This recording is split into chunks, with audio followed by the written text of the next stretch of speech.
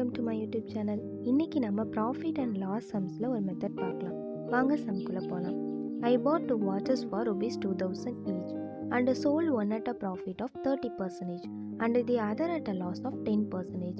Find out the total profit or loss in percentage. இப்போது நான் 2 watch வாங்குகிறேன். ஒவ்வொரு வாட்சும் 2000 ருபீஸ்க்கு வாங்குகிறேன். நான் ஒரு வாட்சை 30% ப்ராஃபிட்டில் சேல் பண்ணுறேன். இன்னொரு வாட்சை 10% லாஸில் சேல் பண்ணுறேன். டோட்டலாக எனக்கு ப்ராஃபிட்டாக லாஸாக அதை பர்சன்டேஜில் கேட்டிருக்காங்க. வாங்க இந்த சம் எப்படி ஈஸியாக சால்வ் பண்ணலான்னு பார்க்கலாமா? ஃபர்ஸ்ட் நம்ம ப்ராஃபிட் அண்ட் லாஸை தான் பார்க்கணும்.